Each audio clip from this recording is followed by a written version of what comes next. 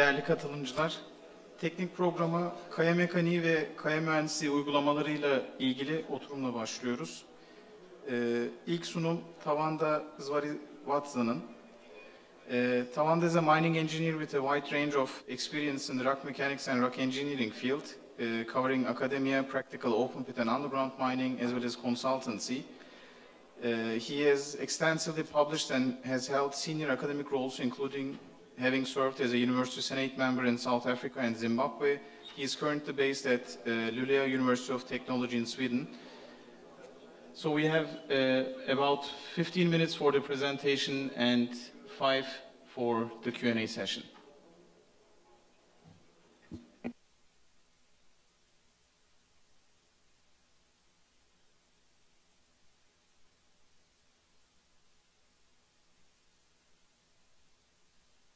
That's the company, that's the last. Bu son sunum.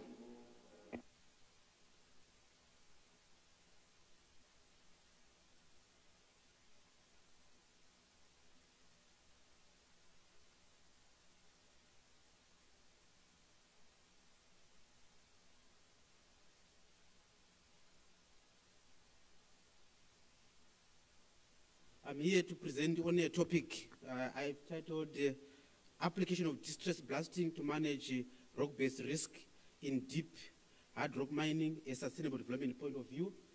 So currently, as we know, mines are getting deeper, and especially for the country I'm coming from, Sweden, yes, there are some challenges related to high stresses underground, and we can use a concept called distress blasting to try and manage the consequence of rock-based. So now I want to find the relationship between this strategy and sustainable development. Okay, so basically distress blasting is a concept which has been practiced in other regions like South Africa, Canada, but currently it's still new in Sweden. And what it basically means is that over and above the normal production holes, we put extra holes to try and probe the stresses in the face, so that we move them away from the face, feed them into the ground, so that we reduce the chances of rock-based happening. So I've used the Sustainable Development Impact Assessment tool to examine the relationship between this technique and the United Nations Sustainable Development Goals. So as we know, sustainable development is the ability of the current generation to meet its own needs without affecting the future generations for meeting from their own needs. And so basically, this is an illustration of the concept. Actually, this concept was coined by Roux from South Africa. It dates back in 1957, and basically, so basically, the issue is to transfer the peak stress from the face further into the solid, so that when you are working at the face, the stresses are low. Okay, so several mining companies. Sorry, I'm a bit short. If I'm sitting here, I feel like you're not seeing me, but it's okay. So, of course, when we're talking about sustainable development, normally in developed countries like Sweden, it's not much of a problem, because normally it's a egalitarian society where people are equal and they've got equal opportunities. But when it comes to other countries, actually they experience what we call resource scarce, where they've got rich mineral resources, but they are surrounded of poverty. The paradox of plenty in the midst, the paradox of poverty in the midst of plenty. Okay, so when you are analyzing how a project contributes to sustainable development, you can use this tool, which looks at the direct positive impacts, indirect positive, no impact, indirect negative, and then direct negative. But as you can see that there are some negative highlights I've shown there. It is important to know that there's what we call goal conflict, whereby we have got positive contribution during the mining stages, but after the mining is finished, then those positive contributions may turn into negative if there are no alternative economic activities. So I'll start by the direct positive impact of distress blasting in hard rock mining, which is partnerships for growth. Normally when you do this high-level research, different mining companies, especially multinational companies, they contribute to each other and sharing ideas, ensuring that knowledge is shared between developed countries and developing countries. And obviously that will lead even companies located in traditionally poor regions to benefit from developed countries.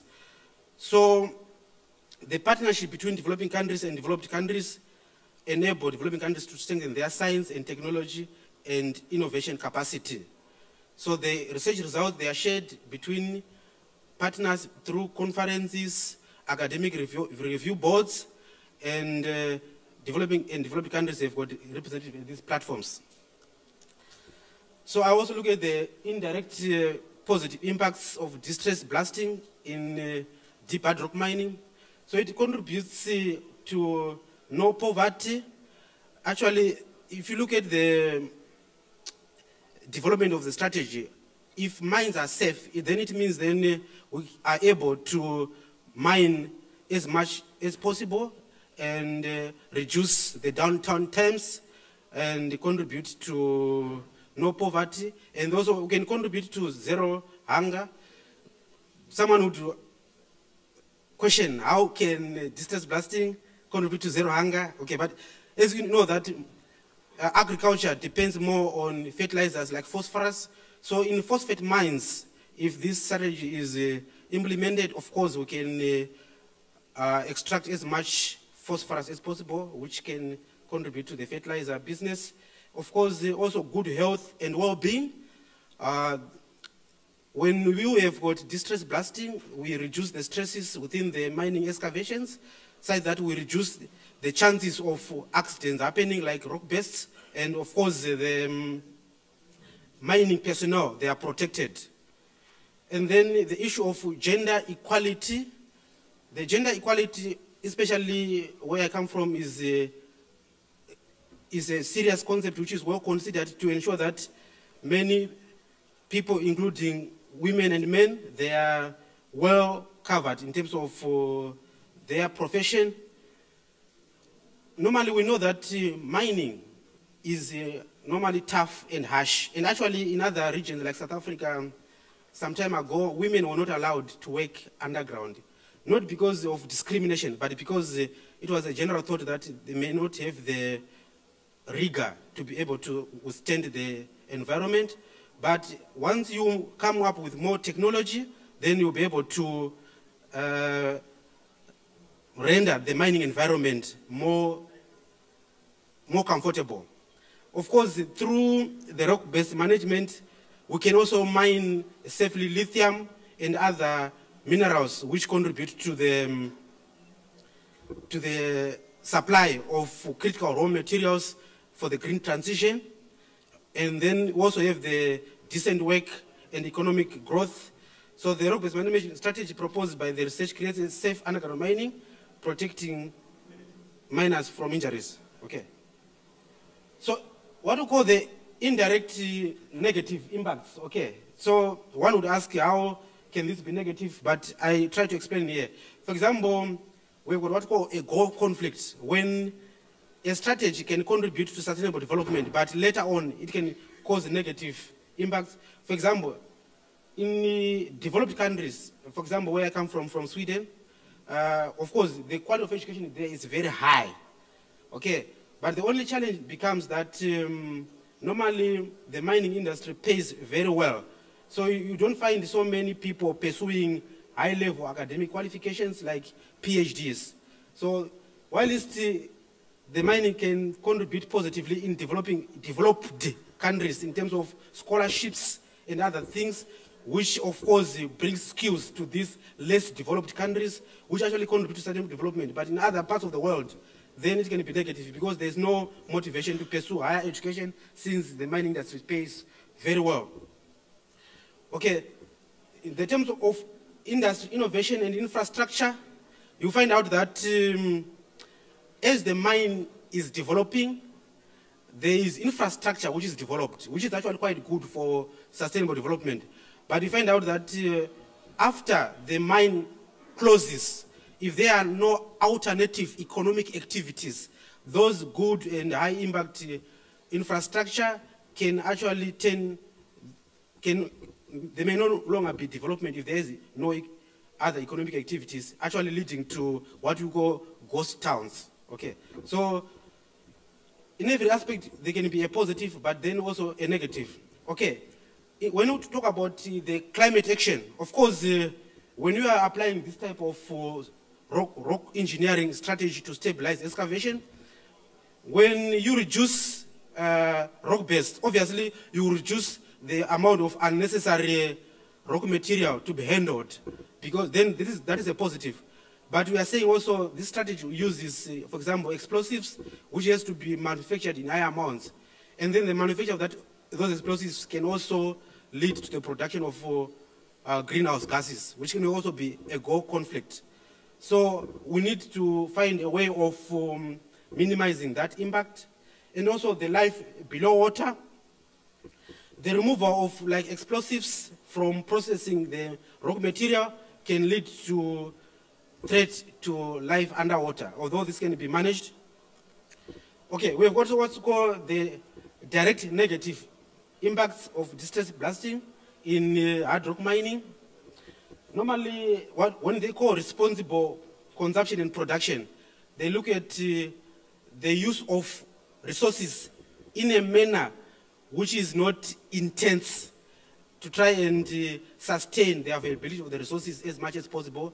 But of course, by nature, mining is a business, and we need to extract as much as possible at the same time. Some may even argue that after mining, since minerals are non-renewable, then we may not have enough for the future. But of course, in terms of sustainable development, there is a concept brought about by what we call the Forum of the Future. They say, although we may not have minerals for the coming generation, what we are making now can be invested in other sectors of the economy so that we can sustain life after the closure of the mines, which is quite good. And also, in terms of life on land, you find out that when you are practicing this approach, for example, in sub-level caving mines, which are very popular in Sweden, you will realize that there is caving on the ground, on the surface, and those extensive caving can actually affect the life and ecosystems. But of course, this can be minimized by applying the strategy, but it may not eliminate that risk completely. Okay, so in conclusion, when we consider the key aspects of sustainable development, which is social, economic, and governance, we can actually look at the link between the practice of the method and sustainable development. So distress blasting reduces rock-based severity, reducing damage to mining infrastructure, limiting environmental disturbance, and improving air quality by mitigating harmful gas release. And then from a social perspective, of course, we have got high-quality mining environment with good working conditions, which actually, in overall, increases the quality of life. So successful implementation of distress blasting requires comprehensive risk assessment and design. So it's very important that when we are carrying out these high-level rock engineering projects, we consider sustainable development aspects so that our operations will not only benefit the current generation, but the benefits and rewards can be extended to future generations. So through, as I've already explained, through global partnerships and the collaboration between developing and developing countries, technology from these rock engineering projects can be transferred and lead to improved quality of life, both in developing countries and developed countries. We know that there are companies, what we call the multinational companies. These are actually good examples because they operate in all the regions of the world, both developed and developing. And the collaboration of technology, in this case, then can be able to impact lives even in less developed countries. Okay, thank you very much for your time to listen. I'm available to take some questions. Yeah.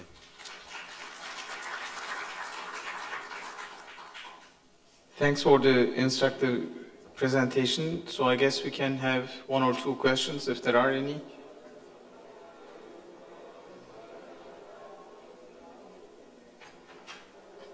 Okay, let me present you the certificate for participation, and thanks again.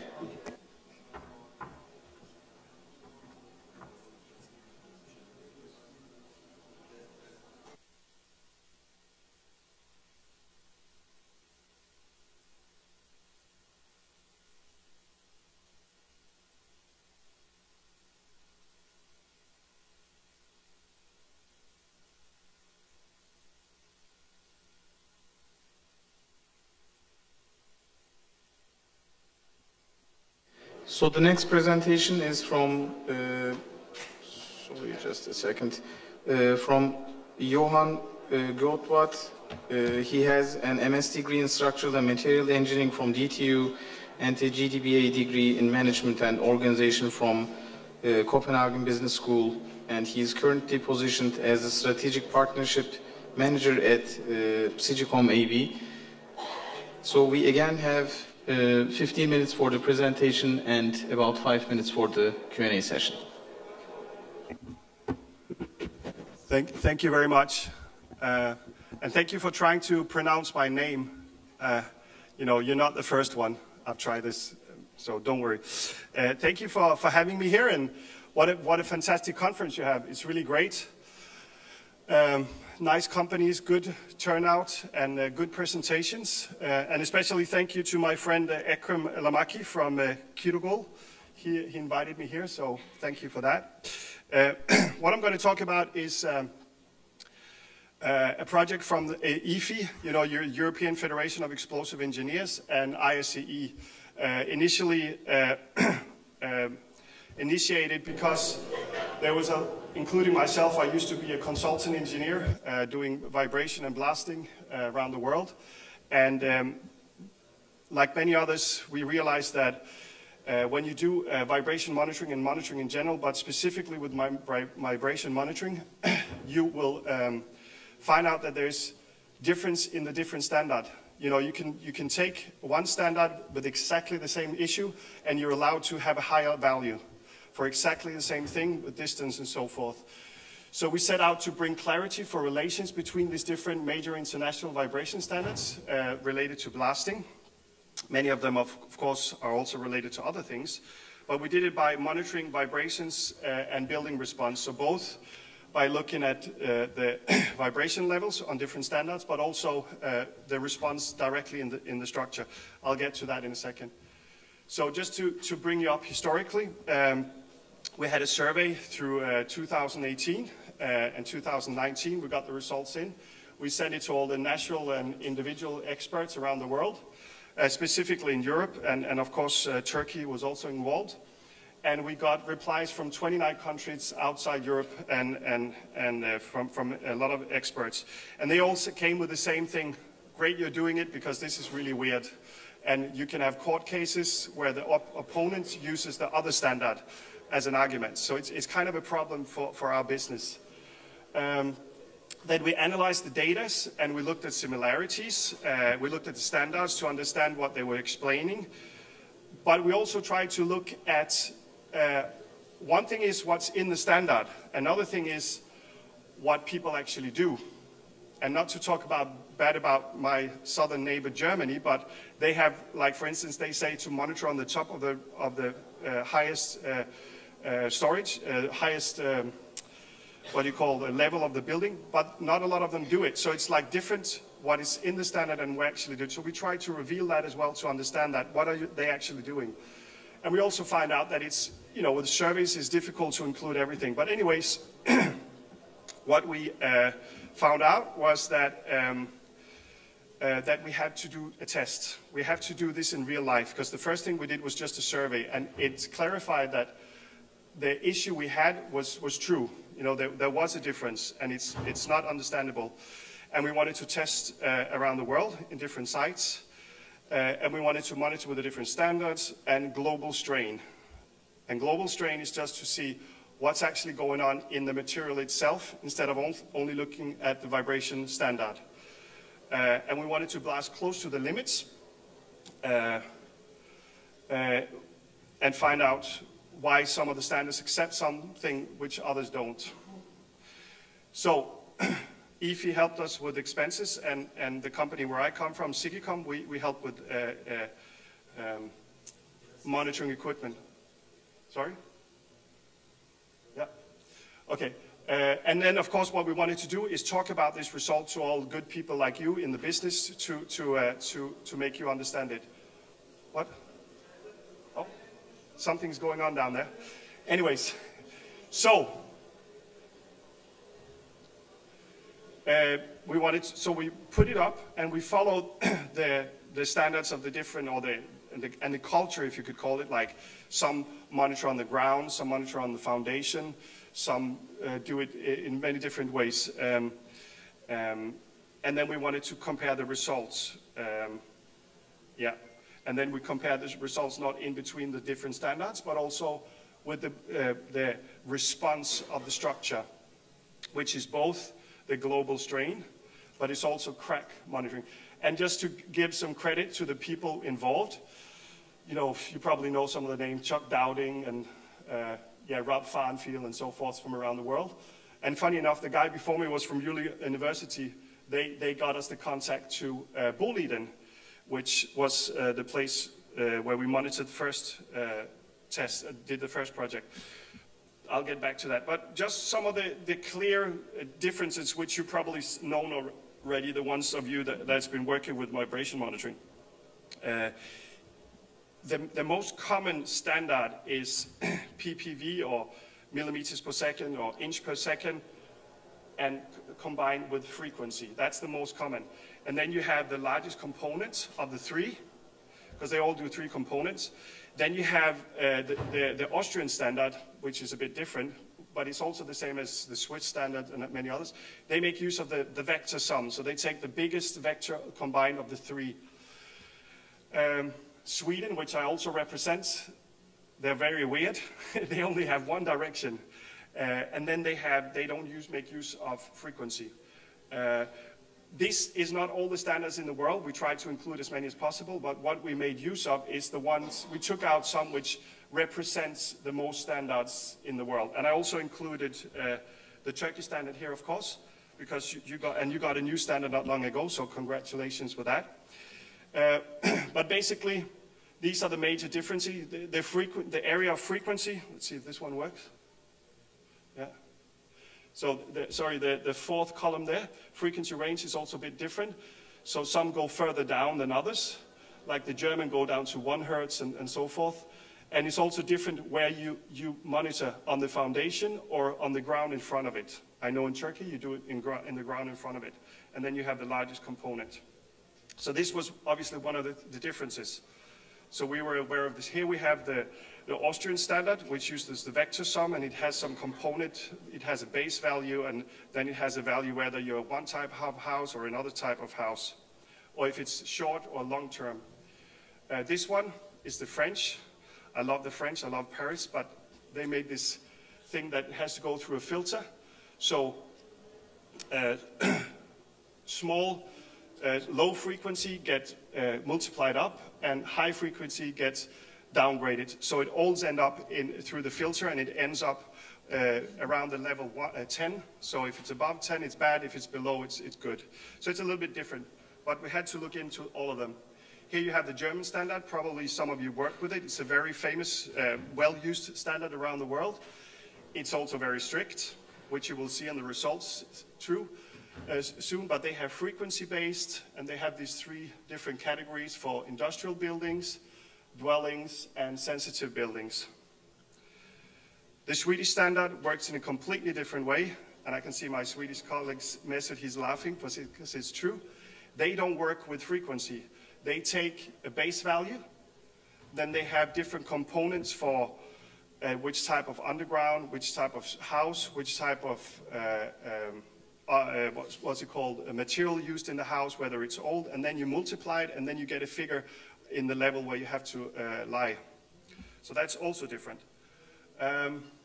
Here's the UK, which also is used around the world, obviously because the UK used to be a lot of places, and a lot of these places, they refer to the UK. But it's also pretty, they have a strict level for industrial buildings, and then they have some dwellings which is more critical and rises with the frequency. And then the American standard, the USBM, which is actually the only standard in the world that has real references to what they've been doing. So they had tests back in the 60s together with Chuck Downing. He's Professor Downing, he was part of that. And they have the USBM, and they have the results, and they then made the standard, which is again frequency-based, and the ppb. It's normally inch per second. The thing about the US, the ones of you who've been to the US, it's a big place, and it's basically as big as Europe. So this is a good example of where there is a dispute. So you can have a state in the US where the one person says, well, we're going to use the USBM, and then you're going to have a court case where some brings in the Swiss standard or the German standard to argument. So our colleagues have a problem in this issue because different standards show different things for exactly the same thing. Here, you should be saying, yeah, this is your standard. This is the new Turkish standard. Again, I guess you've been looking a bit to the German standard, which is a good standard, frequency-based, and 3 different levels of historical buildings, strong structures, like dwellings, and then industrial buildings. It makes very much sense.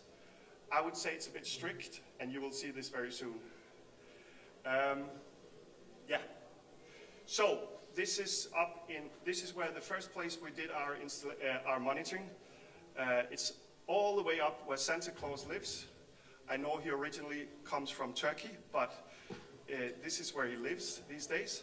It's up north of the Polar Circle, and they have a massive mine called the Imcet mine. It's Europe's biggest open pit mine. It has, here you can see, I don't know, there's no batteries on this. So there's a rim, and then there's like this service buildings, and this is the pit down here. So we had both dynamics, crack gauges, air blast microphones, trial microphones, and these in the yellow box is the ones we're going to look into. And then we also had one on the rim. This is the rim of the open pit on the last building before the rim, and then it goes downwards with the shelves. And then we had one down inside the pits. So, and that's just to see the distance. I'm not going to use these, the distance and so forth in this presentation. We only have 20 minutes. So here is a good example of, or these are the installation on the wall. So you see in the front there, I don't know if I can point.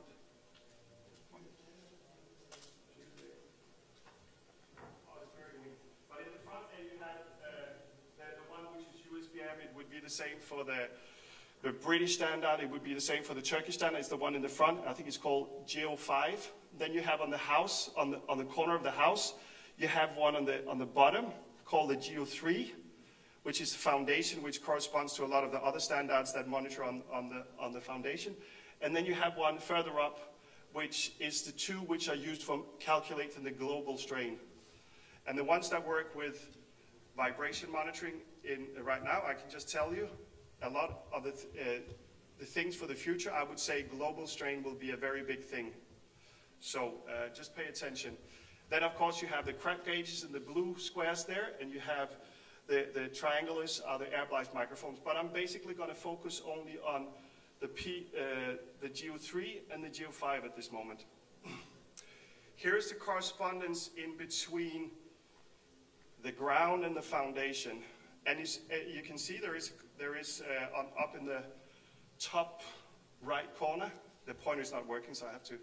On the top right corner, you see the correlation between the 2, and you can see there is a correlation. It makes sense. And I would say one of the discussions there is between the different standards is the one on the ground says, the one that has a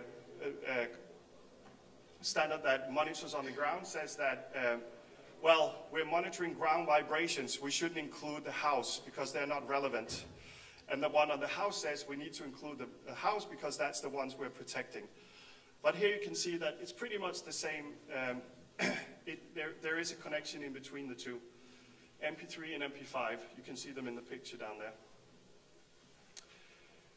Here you have the results again. It's the same as the one before. But this is between the German and the US standard. And you can see here that the German standard is a bit more strict than the American standard. You will see that in the results here. We knew that already. Here you have the monitored values. And again, I put the different standard as one and then compare the other results. And as you can see, the Turkish standard lies very closely to the USBM and the the Austrian standard. So actually, and the UK standard. So your standard is one of the ones that are not so strict. On the other hand, you have the D norm, you have the French and the Austrian and the Swedish standards. They allow higher levels than you do. Then you have, this is basically the same as I showed you before, just with a graph. You see the Turkish standard is 1, and then you have the other standards, the monitored value compared to that. Then you have the compliance limits, like what the Turkish standards allows compared, the other standards compared to the Turkish standards. And you can see that the USBM, the American, is almost 34% lower. This is in percentage, while the DIN is a bit stricter than the Turkish, and so forth. It's the same results again. Here you have it again with percentages. The Turkish standard set as 1. Again, the DIN standard is stricter. You reach it with 1.2 when you reach your level of 100. And yeah, this, I can tell you that these are some of the results, and we're working right now. You'll see here monitoring other places, but in general, what we've seen is we have it in numbers now. The different standards from the different countries does not correspond. It doesn't make sense, and they need to understand this. What we're doing right now is we're monitoring in the US to get them included in the project. So we're monitoring right now in Ohio and Michigan. We also invited other types of manufacturers of monitoring equipment, not to only have one. We again compare it to standards, the global standards and global strain, or different standards. And I'm not going to get into it in results, but I can tell you that if you look at crack in a house normally during a year, cracks from a really bad blast will give you like a change of 15 microstrain, while weather from changes in temperature and so forth will give you around 150 to 200 strain, and you need around 300 to 400 strain before you get a change in cracks. So what we are doing, the blasting we are doing, it's not near anything which should be dangerous, right? We know that already, but there's also lawyers in this world. There's not only engineers. Yeah. So next move is we're going to monitor in France during 2024. And the reporting we're going to do is we're going to report also on the US and the French side. And we're very heavily going to include the global strain. So comparing, because what you do with global strain is that you say, this is the values you have from the two different seismographs or geoforms or whatever you call it. And then you look at the difference on the wave time when it comes in. And then you divide that into to the wall. And then you understand how much strain the wall has actually been attacked with, or how much the level have given. And I can tell you, it's much below what the different materials can hold again. So we're showing that the standards are very way off. Then we're going to look at the historical background. We had a different presentation, and we also had a workshop in Maastricht with the IFI conference, and it was really funny. And I'm not going to talk about any countries, but there was one country we asked him, so where does your standard originate? And he said, it's the other country. And the other country said, no, no, no, you didn't get this from us. So a lot of the standards don't even know where their results come from. Some of the standards we have that the governments gave came from places like, there was a guy that was really clever and he used to know a level, and we multiplied it by 2 and divided it by 3. And that's it. Seriously, that's how it comes. And then the lawyers come in over, and then it gets a little bit weird. Then we'll have a conclusion of the full project, and the ISCE, the American Association, will make a booklet for different reports. And then, of course, we will try to tell this globally, both to educate our fellow colleagues in the business, but also to educate authorities and make them understand that it doesn't make necessarily the truth what a standard says. Okay? Oh, that's me. Deskukulele. No, that was wrong. Thank you.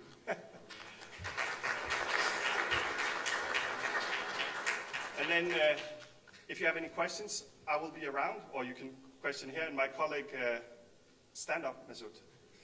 He will also be around, so you can talk to him. He understands Turkish, I don't, so it's good to talk to him. Yeah. Any questions? Sorry. Thanks again for the presentation. So I guess we have time for a couple of questions, if there are any. Or you can catch up with, yes, please. Thank you for the presentation. It's interesting and it's very good. Because in Turkey, before the 2021, we used the standard, I think, converted from the VSBM. American standard. Then it is actually it is good standard, but there is no certain limits about, for example, engineering buildings like bridges, roads, right. Pipelines, etc., etc. Yes. But well, so what we do? We go into the other standards, other countries' standards. Right. We look for the most related standard. But what was our hand? The DIN, because it's very, very conservative. Yes. And the historical buildings and very sensitive buildings. Yes. Written there, and we use them. But it is not the correct thing, because when the company works, how can we compare? Yeah. Which standard we used? 1 year ago, Turkish standards converted from, I think, the norm DIN standard to reduce the limits very, very much. So I think in the next, our future will be very much more complicated for us, because it's very conservative standards. I hope your valuable work. Thank you. Yeah. Can help. Give a chance to us to compare the standards. If I have 5 seconds, I'll show you something funny. With it, just because a lot of people refer to the DIN standard, right? Yeah. So if you look at the DIN standard, a lot of people get really scared if it's close to the limit. But the DIN standard does not say, you have to remember this, it does not say then when you crossed it that there is a danger. It only says that if you're below, there is none. That it's completely certain. So it means you can actually lie across the limit, but it doesn't mean that there's a crack or a harm to the structure. Anyway, because that's an important point that people forget. But I tell you, it's wrong. And we need to change this so we can blast a little bit with more explosives and do better production, right? That's the idea, right? And also, any standard can take into consideration of the human comfort. Yes. Well, very good question, because the fact is, when we look into this, when we look into these standards and we look at the historical part, we see that a lot of them originate not from what's bad for the structure, but what is relevant for human comfort. And then our argument is just, well, we are monitoring this to see if there is a damage to the structure, right? it has nothing to do with human comfort. That's a different thing. So, but these levels, which we've seen, is most of all originating from human comfort. But that's just not what we're monitoring. We are monitoring on the building to see if there's a crack, right? So, yeah, we will fight this for the business. That's for sure. Yeah. Thank you. Thank you for the good comments and questions. One more down there. Two more. Wow, yes, great. I hope I can answer. Thank you very much for the presentation. You're welcome. Just wanted to ask you a question about those plots where you showed on the x-axis you had the frequency and on the y-axis you had the PPV value. Yeah. And then there were like different limits for different types of buildings like residential and Which like standard was that?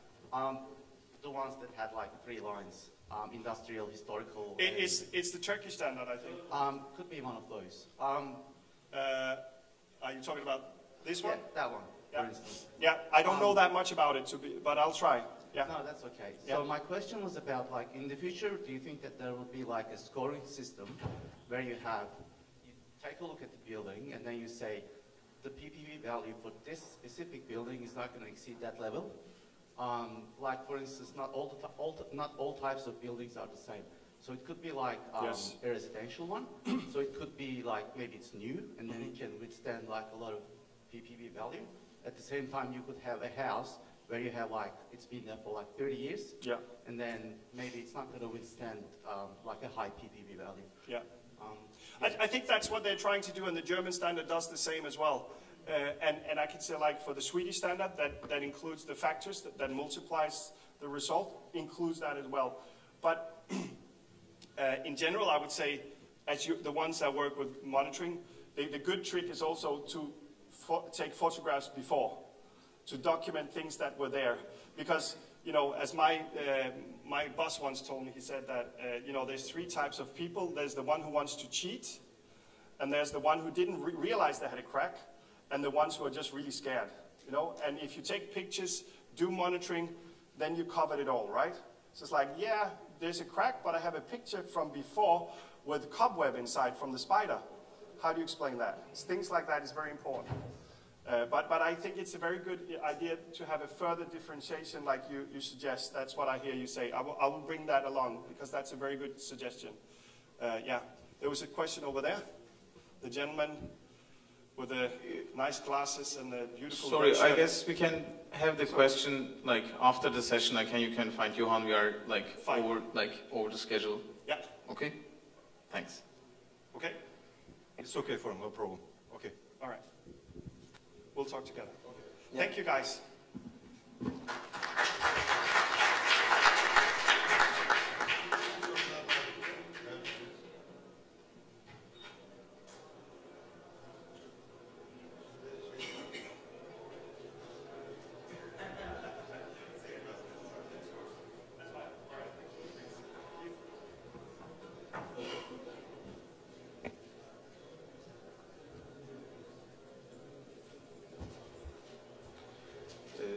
Sunumunu yapmak üzere Sayın Ömer Dayı'yı kürsüye davet ediyoruz. Sayın Ömer Dayı 1992 yılında İstanbul Teknik Üniversitesi'nden mezun oldu.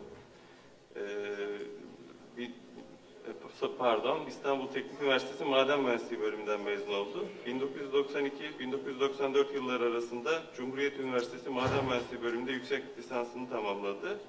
1992-2015 yılları arasında Dedeman Madencilik'te çalıştı. 2016 yılından beri de Elmacı Madencilik'te çalışmaktadır. Buyurun Sayın Dayı.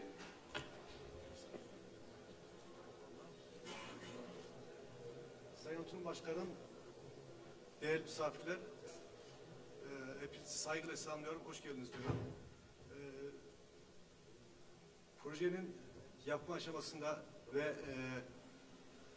sunumun hazırlanmasında katkısı olan ve şu anda aramızda bulunamayan Doçent Doktor Salih Yüksek'e, Sayın Furkan Kasa'ya buradan teşekkürlerimi iletiyorum. Size bugünkü sunumda Kayseri Pınarbaşı'nda bir yeraltı kurum işletmesinde yeni nakliye yolu 30 derece eğimli desanderen tasarımı, takimat sistemi, maliyeti uygulamada karşılaşan problemlerin çözümünden bahsedeceğim.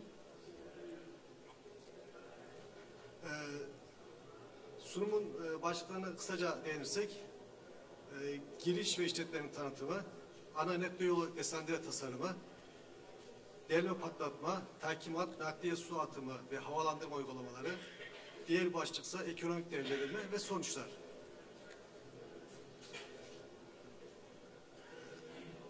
İşletme hakkında kısaca bilgi verirsek, işletmemiz Kayseri Pınarbaşı ilçesinde Demircili köyü sınırlar içinde bulunuyor.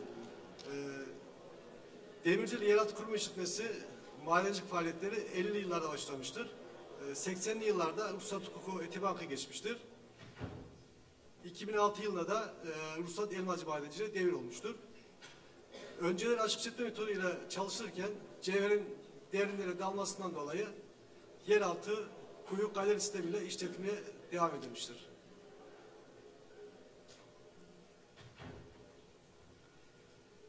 Günümüzde cevher damarının 35 derece eğimle kuzeydoğuya doğru dalmasından dolayı cevher kuyudan gittikçe uzaklaşmaktadır. Bu nedenle de üretimin güvenliği ve ekonomikliği riskli olmaya başlamıştır. Risklerden bahsedecek olursak havalandırma çok kötü hale gelmiştir. Kaçamaklar gittikçe uzaklaşmıştır. Nakliye işçiliği çok fazla artmıştır ve nakliye kapasitesi de çok düşmüştür. İşletmemizde 1980'den bu yana %48-55 TLR aralığında 200 bin ton üzerinde tüyanat cevher üretimi olmuştur. Bu bildiride yeryüzünden 450 metre derinlerde üretimlerin gerçekleştiği cevher kütlesine yeni bir nakliye yolu, desandire projesinin tasarımı ve uygulamada karşılaşılan problemlerin çözümüyle ekonomik değerlendirme yapılmıştır.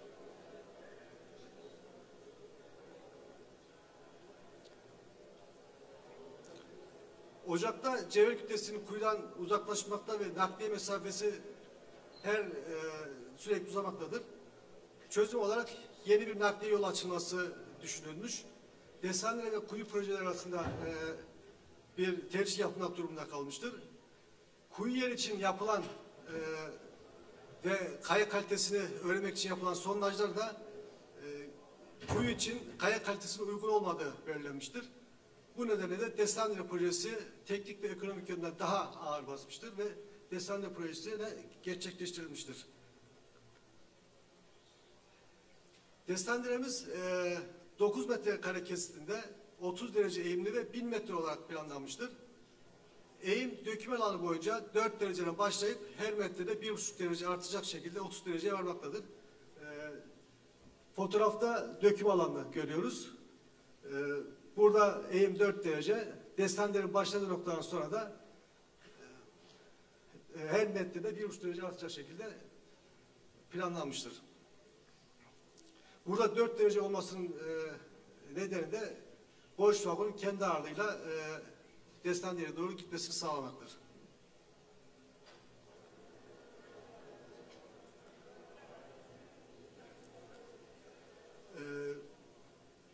Desandire tabana beton atılmıştır. Beton seviyesi ray seviyesine kadar gelmiştir. Traversler beton içinde kalmıştır tamamen. Merdiven genişliği de 60 santim olarak uygulanmıştır. Zemin betonu atıldığında eğimden dolayı betonun aşağı doğru akması bizim için büyük bir sıkıntı olmuştu ilk başta. Bu durum için priz hızlandırıcı ve betonda kristalize etki yapan iki katkıyı birlikte kullandık. Böylece hem betonun aşağı kayması önlemiş oldu hem de beton attıktan 1-2 saat sonra çalışmaya başlayabildik.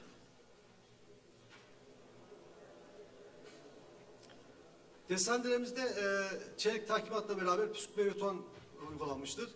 Fotoğrafta 30 derece eğimden dolayı altına sehpa yaptığımız püskürtme beton makinesi ve instant nakliye vagonunu görüyoruz. Püskürtme beton reçetesine göre 1 metreküpe 400 kilogram çimento, 300 litre civarında su, 2000 kilogram kırma taş, çimento ağırlığının %7 ile 10 arasında da priz hızlandırıcı kullandık. Kuru püskürtme beton yaptık. Proje maliyetini düşürmek adına da şantiye içinde bir beton santrali kurulmuştur. Delme patlatmada YT28 delici makine kullandık. Patlatmada 100 milisaniye gecikmeli kapsüller ve emülsiyon tip patlayıcılar kullanılmıştır. Desenlerin ilk 100 metresinde 10 metrekare kesit aynaya 160 santim uzunluğunda 23-27 delik delinebiliyordu. Ve patlayıcı kullanımda 0,8 ila 1 kilogram metreküp civarındaydı. Daha ilerleyen metrelerde delik boylarını 100-120 santime, delik sayısını 6 ile 10 arasına ve patlayıcı tüketiminde 0,05 kilogram metreküpe kadar düşürdük. Bunun nedeni formasyonun serpentinleşmesi ve zayıf kaya sınıfına girmesidir.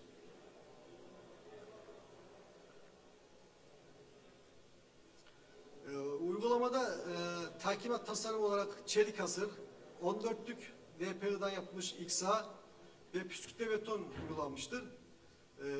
Zemine göre bazı yerlerde de split set kullanıldığı olmuştur.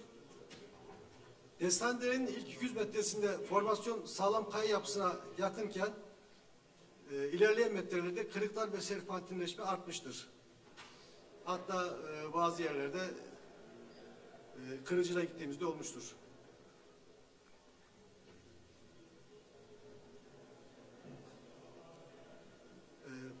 Desenlerde 2 kez göçük tehlikesi atlatıldı. Bunların temizlenmesi ve tavan kontrol alınmasına 15 güne yakın zaman kaybı yaşandı. Bunun önüne geçmek için tavana birbirine paralel 20-25 santim aralıklarla 32 milimetre çapında ve 240 santim boyunda delikler 25 derece eğim ile delindi. Bu deliklerin içine 24'lük nervürlü demir çakıldı. Demirler bir önceki XA takimatı üzerine sabitlendi. Fotoğrafları bunu görebiliyoruz zaten. Böylece umbrella tipi takimatla tavan kontrol altına alındı. Bu uygulamaya geçtikten sonra Desendere'de herhangi bir sıkıntı olmadı. Bundan sonra ufak tefek bir dökülmeler dışında sıkıntı olmadı.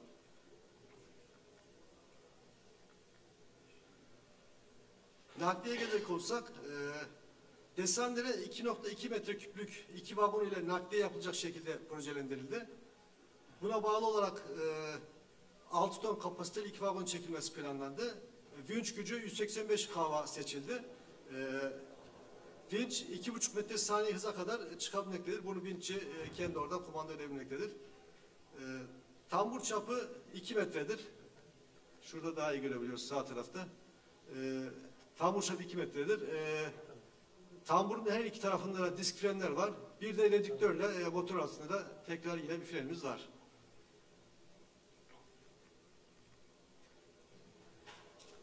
Halat çapı da 28 metre olarak kullanılmaktadır.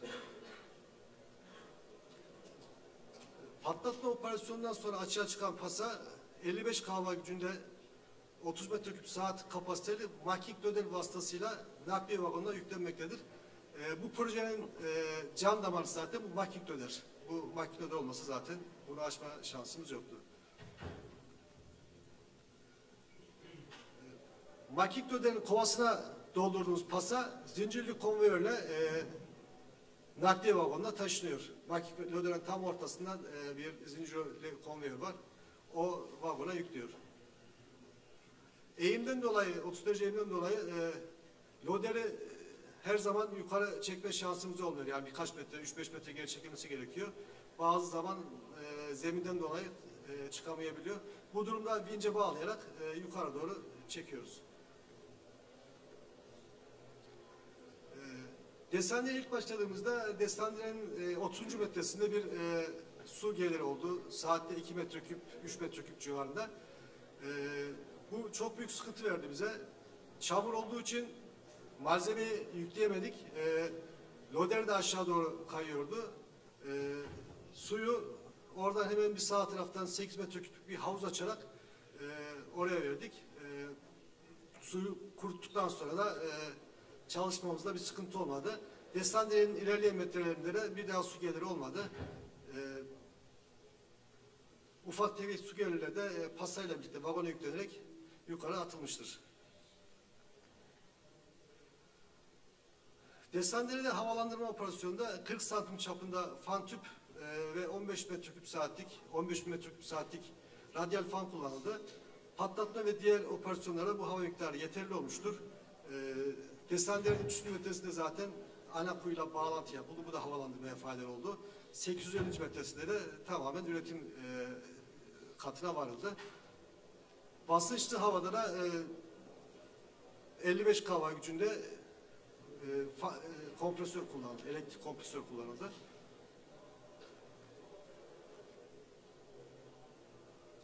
Desenlerimizde günlük ilerleme ortalama 1.7 metre civarında olmuştur. Desenler boyunca sol tarafta, merdiven tarafında her 50 metrede bir 4 metre kare kesimde 3 metre boyunda sığınma cepleri açıldı. İşçiliğe gelecek olursak vardiyada bir tane vinç operatörü, 3 tane yeraltı işçisi, bir daimi nezaretçi, patlatma işinde de bir ateşçi çalıştı. 8 saat ve 3 vardiya çalışma yapılmıştır. Denetim ve proje takibinde de 3 maden mühendisi çalışmıştır.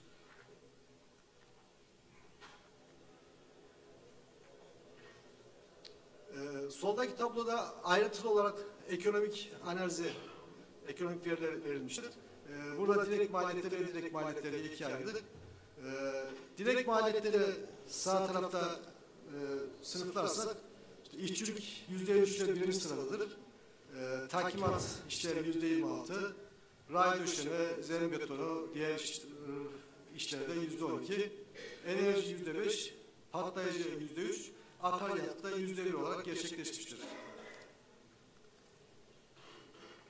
Zaman grafiğine bakarsak, burada ayrıntılar verilmiştir. Fakat yanında özetlersek, toplam takimat %40, hasarlılık %22, değerli patlatma %7, arıza bakım %8, diğer işler ki bunlar duruş, yemek vesaire %23 olarak gerçekleşmiştir.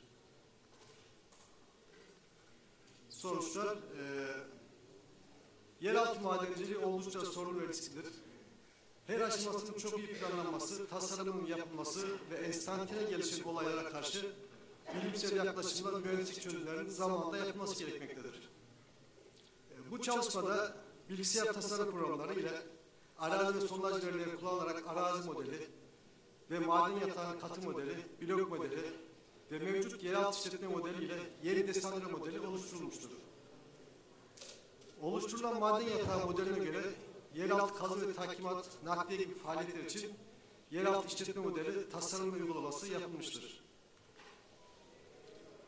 Desenler elemesinde ilk defa yeni bir kazı yükleme aracı olan makik döner başarılı ve verimli bir şekilde kullanılabileceği görülmüştür. Belki başka kullanımı yer varsa da Türkiye'de bilmiyoruz ama bildiğimiz kadarıyla ilk biz kullandık. Desenler elemelerinde geçen ortam kaya mekaniği özellikleri ve kaya kalitesine göre uygun sağlamlaşma ve takimat tasarım ve uygulamaları başarılı bir şekilde uygulanmıştır. Desenlerin ilerlemesinin maliyet kalemleri ve birim maliyetleri hesaplanmıştır. Yapılan ekonomik değerlendirmelere göre 1 metre ilerleme için direkt ve indirekt maliyetlerin toplamı 1170 olarak olmuştur. Yine desenler ilerlemesinde metre başına en büyük maliyeti işçilik ve takimat faaliyetleri oluştururken en fazla süre takimat faaliyetlerinde gerçekleşmiştir. Yaklaşık 1 kilometre uzunluğunda ibaret edilen bu desenler için bilimsel ve mühendislik çalışmalar yerinde başarılı bir şekilde ekonomik olarak uygulanabileceği görülmüştür. Dinlediğiniz için hepinize teşekkür ediyorum.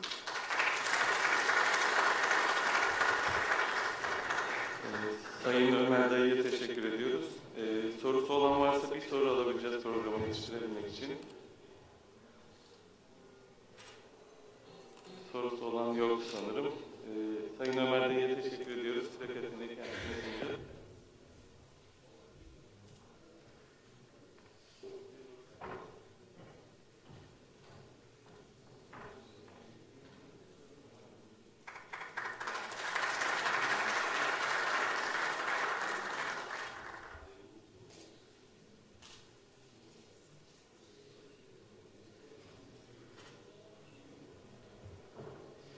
Sıradaki sunum için Gökhan Furtana'yı davet ediyoruz.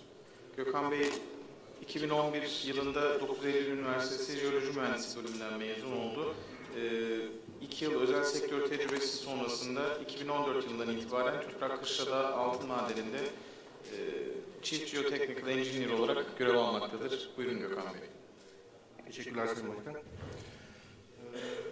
Sunuma girişle başlamak istiyorum. İlk olarak Kışla'da altın madeni ile ilgili kısa bir giriş yapacağım. Devamında bölgesel jeoloji, maden ölçeğinde jeolojiden bahsedeceğim. Devamında dizayn çalışmalarının hakkında bilgi vereceğim. Devamında performansını izleme çalışmalarımız, volk kontrol çalışmalarımız, sonrasında da hidrojeoloji, susuzlandırma ve yatay direnler ve bu direnlerin sonuçlarıyla alakalı bilgiler vereceğim.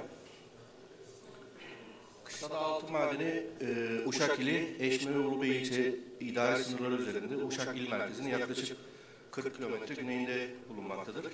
Maden lokasyonu deniz seviyesinden yaklaşık 1000 metre bir elevasyona sahiptir. Geçmiş çalışmalardan kısaca bahsedecek olursak ilk arama çalışmaları 1996 yılında başlıyor, 2003 yılına kadar devam ediyor. 2003-2006 yılları arasında fizibilite ve inşaat çalışmaları devam ediyor. 2006 yılından itibaren maden üretime başlıyor. Şirket 2011-2014 yıllarında kapasite artırımına gidiyor. Yaklaşık yıllık 13.6 ton altın üretimimiz var. Ortalama tenörümüz 0.66 gram ton. Tüpraş bünyesinde sadece şu an 770 çalışanımız bulunmakta. Açık Ocak'tan bahsedecek olursak 2022 üretim rakamları toplam üretimimiz Ocak'tan 46 milyon ton, cevher üretimi 13.3 milyon ton, paso üretimi de 32.7 milyon ton. Ocak ebatlarından bahsedecek olursak doğu-batı doğrultusunda 1.7 kilometre genişliğe sahibiz. Kuzey-güney doğrultuda 1.3 kilometre, şu anki mevcut derinliğimizde 430 metre. Nihai ocak tasarımında toplam derinliğimiz 750 metre olacak. Şu anki parametrelere göre. Bölgesel jeolojiyle devam edeceğim. Kışla'da altın madeni Uşakgüre havzası içerisinde bulunan 3 volkanik merkezden en güneyinde bulunan Beydağ volkanik serisi içerisinde bulunmakta. Volkanik aktivitenin yaşına bakacak olursak kuzeyden güneye 17.3 milyon yılla, Beydağ volkanik serisinin en güneyinde Sayacık mevkiinde 12 milyon yıl olarak belirtilmiş. Mineralizasyonun ana yaşı da 14.7 ila 14.3 milyon yıl olarak ölçülmüş. Maden ölçeğindeki litolojiye bakacak olursak 4 farklı fazla sokulum yapmış latit bileşiminde porfir stoğumuz bulunmakta. Yaşlıdan gence intrüzif 1 olarak adlandırdığımız pembeyle görülen stok bulunmakta. Kahverengiyle görülen stok, intrüzif 2, yeşille görülen intrüzif 2A ve mineralizasyon sonrası yerleşim yapan intrüzif 3'te batı bölümünde ocağın yerleşim yapmıştır. Sondaj ve saha verilerinden aldığımız alterasyon dadasıyla oluşturduğumuz alterasyon modeli ve güncel yüzeyle kestirilmiş halde sağ alt resimde bulunmaktadır. Kısaca dizayn çalışmalarından bahsedecek olursam, Kışla'da altın madeni operasyona başladığı tarihten itibaren jeoteknik çalışmalar başlıyor. Fizibilitede belirtilen parametreler 2010 ve 2013 yılında optimize ediliyor. Prosese bakacak olursak litoloji modeli, kaya kütlesi modeli, structure modeli ve hidrojeolojik çalışmalar ve modeller kullanılıyor. Bu modeller kullanılarak jeoteknik domainler belirleniyor. Sektörler belirleniyor, jeoteknik sektörler ve stabilite analizlerinde kullanılacak kesit lokasyonları belirleniyor. Aynı zamanda süreçsizlik verilerinden sektörlere göre yenilme modları çalışılıyor. Burada da potansiyel yenilme olasılıkları hesaplanıyor. Stabilite kesitlerin üzerine hedeflediğimiz maksimum minimum susuzlandırma ve basınsızlandırma planına bağlı olarak ürettiğimiz pratik yüzeyler eklenip limit denge analizi ve nümerik analizler yapılarak stabilite çalışmaları tamamlanıyor. Mevcut parametreleri 2016 yılında yaptığımız çalışmayla güncelledik. Proses şu şekilde devam etti 2016 yılında. Öncelikle geçmiş jeoteknik çalışmalar ve domainlerdeki eksikliğimiz var mı? Bunun analizini yaptık. Şevi izleme çalışmalarından elde ettiğimiz parametreleri değerlendirdik. Problem yaşadığımız veyahut da tek basamak ya da birkaç basamak ölçeğinde oluşan yenilmenin geriye dönük analizlerini yaptık. Ana süreksizlik haritalaması ve modellemesini yaptık. Domainleri oluşturduk. Mevcut hidrojeolojik izleme verilerini değerlendirip aynı zamanda pore pressure monitoring programına başladık burada. Update ettiğimiz parametrelere göre stabil analizlerini tamamlayıp devam eden faz 3 ocağında güncel parametrelerle aynaları açmaya devam ettik ve performansını izlemeye devam ettik. Parametreden kısaca bahsedecek olursak intrüzyonlarda basamak açımız 80 derece, basamak yüksekliğimiz 20 metre, interramp angle'larımız 60 derece. Host rock'ta oksit bölümünde 65 derece basamak açımız var, sülfitte 75 derece, interramp angle'ımız da 51 ile 58 derece. Sadece ocağın güneydoğu bölümünde görece olarak daha düşük dayanım parametrelerine sahip bir Freiburg olarak adlandırdığımız bir domain var. Bu bölümde basamak yüksekliklerimiz 10 metre, basamak açımız 65 derece ve interramp angle'ımız 41 derece. Kışla dağda şehir izleme çalışmalarından kısaca bahsedeceğim. Şu an için ocakta 2 adet real aperture radar, 2 adet de sentetik aperture radar, toplamda 4 adet radar kullanıyoruz. Mevcut açık aynaların tamamını tarayacak şekilde 7/24 real time izleme yapıyoruz milimetre hassasiyetinde. Bunlara ek olarak 2 adet geomos robotik ölçüm istasyonlarımız var. Ocak içerisinde yerleştirdiğimiz prizmalardan aldığımız koordinat datasıyla aynı zamanda gerçek deformasyonu uzun dönemde takip ediyoruz. Bunların dışında bir geomos istasyonumuzda Güney Pasadok'un sahasında aktif olarak çalışmaya başladı. Bunların dışında INSAR, LIDAR, TDR, piyozometre ve binary ekstensometre gibi jeoteknik izleme ekipmanları kullanıyoruz ocakta. Wall kontrol çalışmalarından bahsedeceğim. Burada dizaynda belirlenen aynalarla açtığımız aynaları kıyas yapıyoruz. Karşılaştırma yapıyoruz. Şişe ucu ve topuk bölgelerini karşılaştırıp farklılıkları hikmet üzerine düşürüyoruz. Kışladağ'daki şu anki mevcut aynalarda ortalama Krestos değerimiz 50 santim civarında. TOG gain'lerimiz ise 1.2 metre civarında. TOG gain'in biraz daha fazla olmasının sebebi faz 3 ocağında yaklaşık 230 metre su tablası altında üretim yaptık. Derine indikçe hem kayaç dayanımının artması hem de sulu ortamda patlatma ve maden operasyonu yaptığımız için topukta farklılıklarımız fazlaydı. Bu yaptığımız susuzlandırma, basınsızlandırma çalışmalarıyla faz 4 devam eden, açılımına devam eden faz 4 ocağında daha iyi bir şey bekliyoruz. Bunun dışında bench evaluation sistemimiz var. Burada şey profillerini kıyaslıyoruz dizaynla ve gerçekleşen şeylerde. Dizayn parametrelerini ve patlatma sonrası patlatmanın performansını değerlendirip sol taraftaki plot üzerine düşürüp eğer problemli lokasyonlarımız varsa burada anlık optimizasyonlar yapıyoruz. Hidrojeoloji ile devam edeceğim. Kışladağ'da hidrojeoloji çalışmalar aslında 2003 yılından itibaren maden bölgesinin su tablasını izleme çalışmalarıyla başladı ama ocak içindeki aktif susuzlaştırma ya da hidrojeolojik çalışmalar faz 2 ocak tabanının su tablası altında üretim yapmaya başladığı tarihten itibaren başlıyor. Sahada yerinde testler, malzemelerin, intrüzyonların hidrojeolojik karakterizasyonunu belirleme çalışmalarıyla başlıyor. Aynı zamanda su tablası altında üretim yapıldığı için SAMP'tan susuzlandırma çalışmaları başlıyor. Faz 2 ocak tabanında kısa yatay girenler geldi. Kısaca ondan bahsedeceğim. 2016 yılı itibariyle gözenek suyu, ayna arkasındaki gözenek suyu basıncını izlemeye başladık. Bununla beraber faz 3 ocak üretimi sırasında ocak tabanındaki üretim kotunu ön susuzlaştırma yapabilmek için test kuyuları açtık. Bunlardan bahsedeceğim. Son olarak da yatay giren delme programı ve delme performansının izlemesiyle bitireceğim. Kışlada ocak çevresindeki mevcut ve kaybettiğimiz veyahut da su tablasının üzerinde kalan kuyuların lokasyonlarını görüyorsunuz. Aynı zamanda yeşilde görünen kesitlerde deldiğimiz yatay girenler. Faz 2 üretim sırasında ocak içinde ve çevresindeki yan kayaçta pompa testleri yaptık. Burada yan kayaçta 0.1 litre saniye civarında. Ocak tabanında da maksimum 5 litre saniye civarında su verimi elde ettik. Yatay girenleri herhangi bir ön çalışma yapmadan delmiştik. 45 metrelik direnlerde sadece ocağın kuzeydoğu bölümünde kısa süreliğine 1 litre saniyenin üzerinde su akışı elde ettik. Batı bölümünde de herhangi bir su akışı almamıştık o zaman.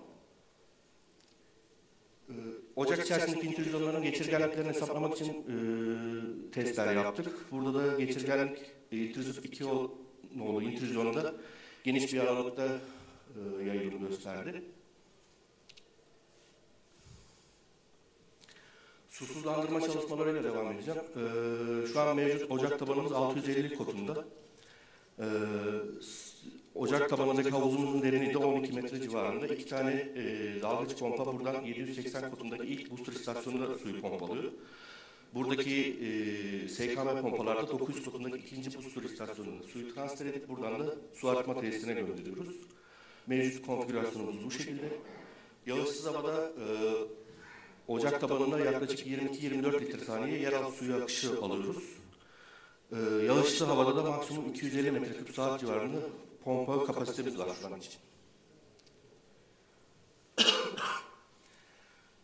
Faz 3 üretimi sırasında su tablası altında üretim yaptığımız için üretim kodunda problemler yaşadık. Bunları daha ön susuzlandırma yaparak üretim kodunu çözebilir miyiz diye bir test çalışmamız oldu. Burada konsept şu şekildeydi.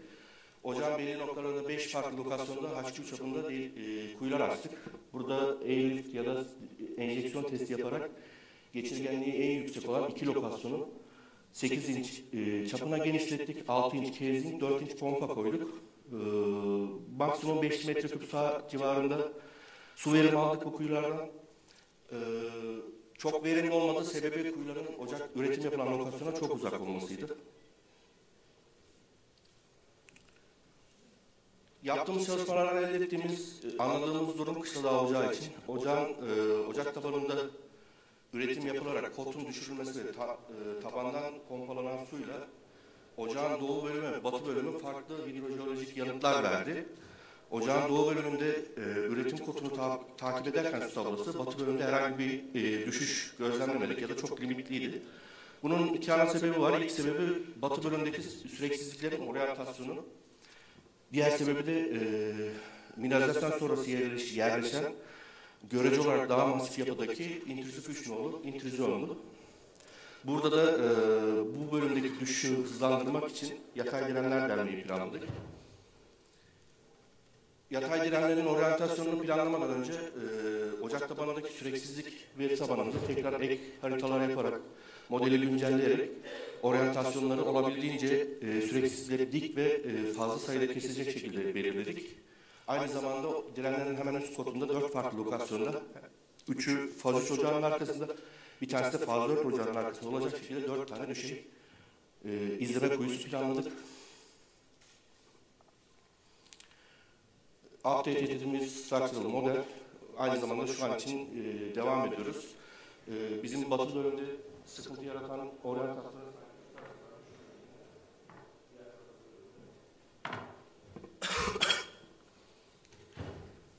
İzleme kuyularını direnlerden önce izleme kuyularını açmaya başladık. Ocak tabanına yakın olanlar 90 ila 110-120 metre derinliğe sahipti. Faz 4 aynaların arkasındaki kuyu ise 230 metre derinliğe sahip.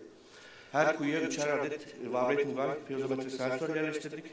Taban sensörlerinin de direnlerin kolor elevasyonunun altında olacak şekilde planladık. Delme aşamasında öncelikle mevcut operasyon prosedürümüzü yatay direnleri delecek şekilde revize ettik. Aynı zamanda risk assessment'ları tamamladık. Direnleri 3 derece aşağı doğru eğimli olacak şekilde 300 metre planladık. Program sonunda da 290 ila 390 metre arasında delgi yaptık. Delgi çapları H2 çapındaydı. Delgi tamamladıktan sonra filtreli borular yerleştirdik direnlere.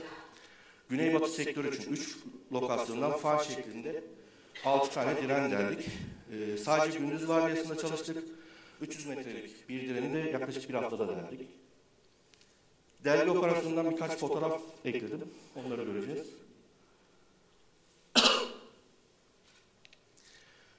Delgi tamamlandıktan sonra PVC boruları, filtre boruları yerleştirdik. Daha sonra bütün direnlerdeki suları tek bir boruya düşürüp boru sonunda flowmetre takarak akışı da anlık olarak, düzenli olarak ölçtük. Sonuçlardan bahsedecek olursak delgi programına başlamadan önce Mayıs ayı sonu ocağın güneybatı sektöründe sızıntılarımız vardı. Delgi tamamlandıktan sonra Ağustos sonu itibariyle buradaki bütün sızıntıları direnlere düşürmüş olduk. Buradaki su tablosu da direkt direnlerin kolor elevasyonuna inmiş oldu. Buradaki aldığımız verimden dolayı aynı zamanda diğer sektörlerde deneme kuyular açtık. uzun vadede izleme verilerimizi görüyorsunuz. Madencilik öncesi herhangi bir su tablosuna düşüş yoktu. Faz 2 üretimi su tablosu altında başladığı anda izleme kuyuları, ocak çevresindeki izleme kuyularında düşüş trendi başladı. Faz 3 ocağın tamamlandıktan sonra trend yataya döndü. Çünkü daha derin elevasyona gitmiyorduk. Aşağıda da ilk kuzey sektöründe deldiğimiz delgiden sonraki yanıtı görüyorsunuz.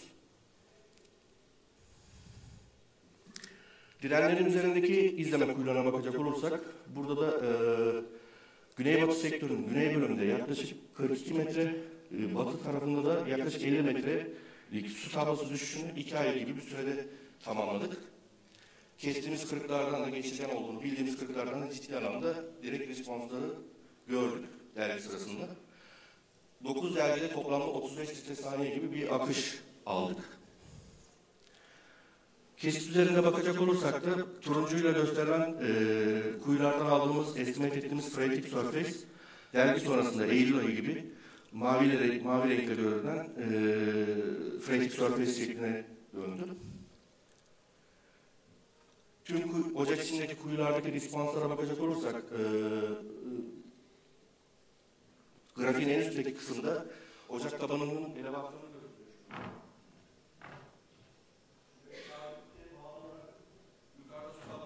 yaklaşık 30 metre yukarıdan derine inmediğim için stabile dönmüştü ama derine deldiğimiz anda direkt respansları aldık. Aynı şekilde doğu tarafta da bu şekilde yanıtlar aldık.